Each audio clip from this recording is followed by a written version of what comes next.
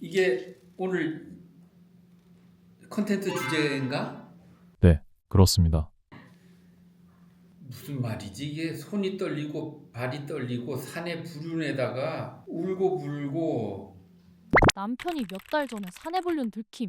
상대는 남편보다 훨씬 어리네. 그날 진짜 손 덜덜 떨리고 눈 앞 깜깜. 세상 무너지는 줄 알았다. 우리 애들 아직 어린데. 시댁, 친정 다 알렸고. 결국 그 여자랑도 직접 통화함. 걔는 유부남인지 몰랐다. 죄송하다 이러더라. 근데 남편은 처음엔 뻣뻣하게 굴다가 결국 걔는 나 유부남인 거 알고 있었고 걔가 먼저 꼬셨다.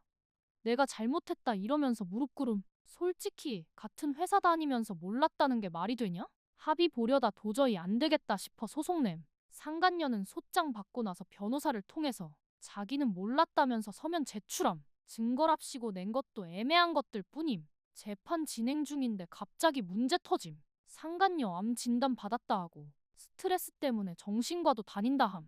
상간녀 부모랑도 통화했는데 울면서 사과. 아픈데 입원만 봐달라 이럼. 다른 남편이 유부남인 거 몰랐던 거 알지 않냐며. 근데 내 화는 전혀 안 풀림. 남편은 옆에서 아프다잖아 좀 봐주자 이러고 있음. 내가 왜 그래야 됨.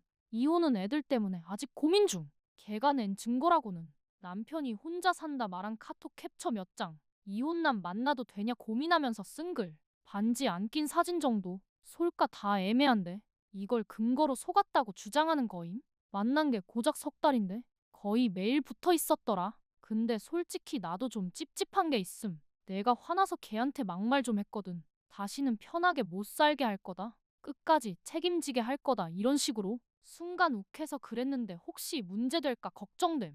들리는 얘기로는 내가 몰아붙인 것 때문에 걔가 지금 정신과 치료까지 받고 있다 함. 이런 상황에 소송 진행하면 나한테 불리한 게 있을까? 신 PD님 왜 자꾸 이런 것만 나한테 시켜? 요즘 비슷한 내용이 화제가 되고 있어서 변호사님이 말씀해 주시면 좋을 것 같아요. 어떤 개인의 인생에 있어서는 상당히 심각한 문제지. 내용이 또 있는데 남편이 외도를 했고 이런 사실을 알게 된 이 글을 쓴 분이 상간녀 소송을 했고 뭐 그런 과정에서 그 재판을 했던 그 상간녀대는 왜 얼마나 괴롭혔을까? 얼마나 괴롭힘을 당했을까?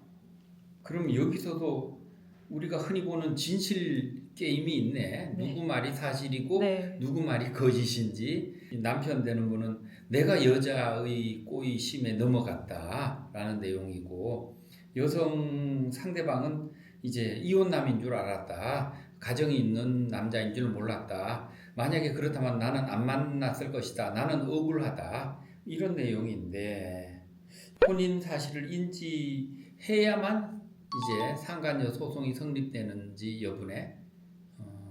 저 같은 경우 상간남 소송을 당한 피고 측 입장에서 오면은 정말 그랬느냐 안 그랬느냐를 물어보고 그 다음에 솔직한 얘기를 물어봐야 서로 의뢰인과 변호사 사이에 신뢰가 형성되고 변호사도 좀 적극적으로 도와줄 마음이 생기니까 변호사와 상담할 때는 가급적 솔직하게 있는 그대로 사실관계를 드러내는 게 좋습니다. 자, 그 다음에는 증거가 있느냐, 들켰느냐, 예, 재판을 걸은 쪽에서 얼마나 알고 있느냐, 그리고 나와 이제 교제했던 남자, 그 유부남이 그 부인에게 얼마만큼의 정보 제공을 했느냐, 앞으로 나를 재판하는 과정에서 계속해서 보호할 수 있느냐, 예를 들어서 뭐 사실 확인도도 써줄 수 있으니까 내가 이 여성분과 사귄 것은 사실이지만 여러 가지 증거가 있다고 할 때 내가 그렇게 배우자 있는 남자라는 사실을 몰랐다. 내가 이러이러한 말로 여자를 속였다라고 전화로 얘기해주면 그걸 녹음해가지고 법원에 녹음 음성 파일과 녹취록을 함께 제출할 수도 있고 그래서 법원에서 보기에 실제 뭐 남녀 사이에 관계를 가진 것은 인정되지만 상간녀 소송을 당한 여자 입장에서는 정말로 이 남성이 배우자가 있다는 사실을 몰랐다.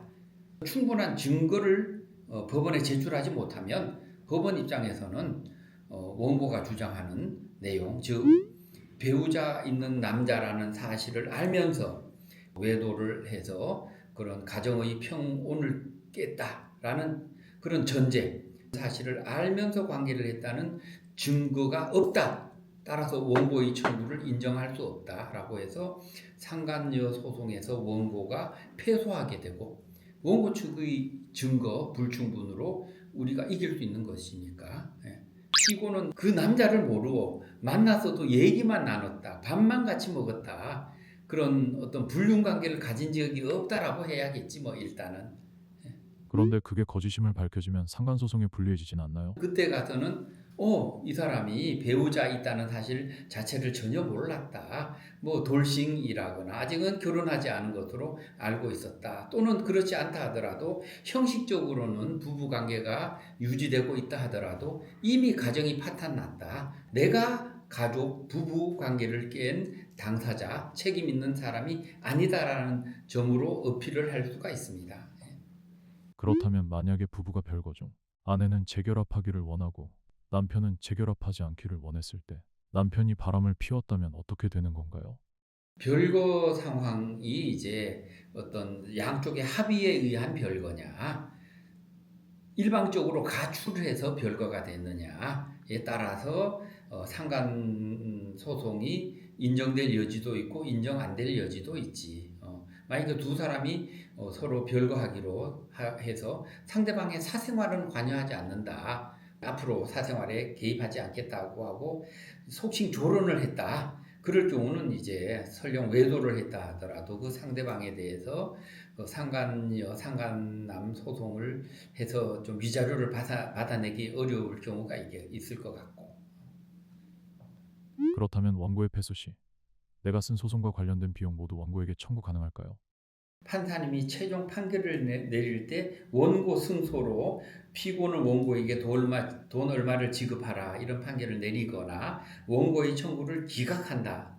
맨 마지막에 들어가는 게 늘 이 소송 비용은 원고가 부담한다, 또는 소송 비용은 피고가 부담한다, 또는 소송 비용은 절반으로 나눠서 각각 2분의 1씩 부담한다. 소송 비용 분담 비율에 대해서 판결문에 세트로 별책 부록으로 들어가도록 돼 있어. 재판이 종결되면서 최종적인 판결에서 1심, 2심, 3심에 이르러서 총 소송 비용은 누가 부담한다라는 식으로 소송 비용도 이긴 쪽이 이제 청구할 수 있고 상대방에게.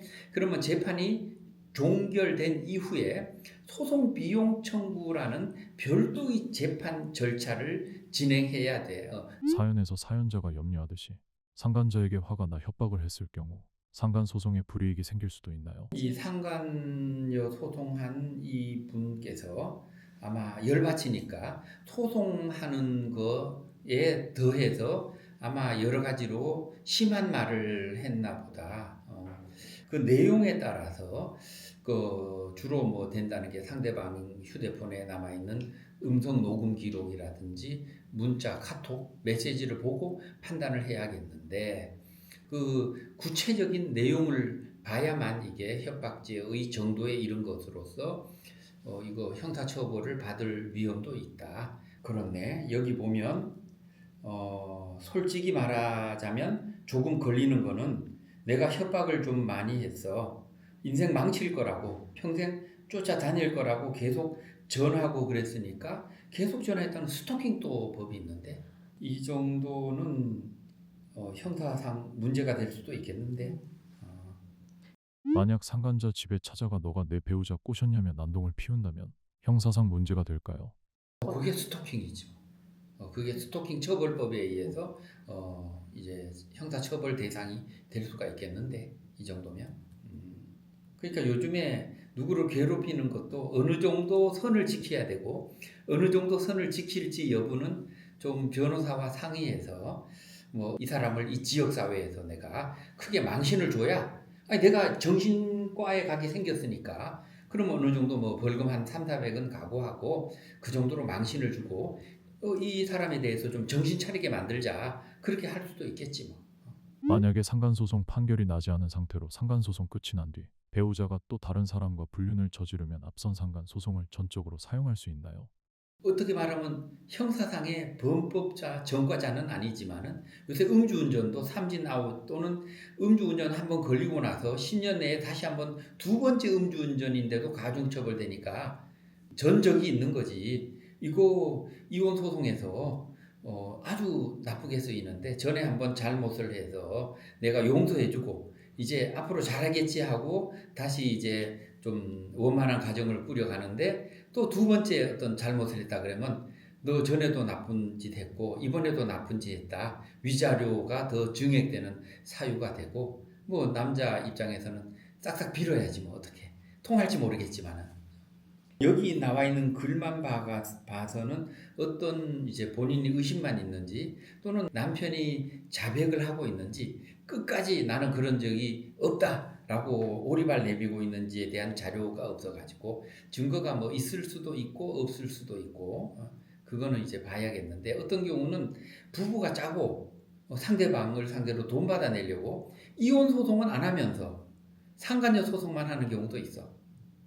그런 경우 사기죄로 고소할 수 있나요? 사기죄로 어떤 이게 거짓 소송이다라는 걸 밝혀내야 되는데 참 셋이 있는 상태에서 둘이 힘을 합치면 증거 불충분이 될 수 있는데 근데 대부분의 상간 소송을 보면은 배우자보다는 만약에 남자가 불륜을 해서 이제 상간녀가 있다 그러면은 이 남자가 배우자와 친한 게 아니라 이 남자는 상간녀와 친해요. 거의 대부분이. 마지막으로 사연 속 글쓴이에게 하고 싶은 말이 있다면? 많이 답답하고 또 한편으로 내가 이와 같이 상대방에게 화풀이를 했다.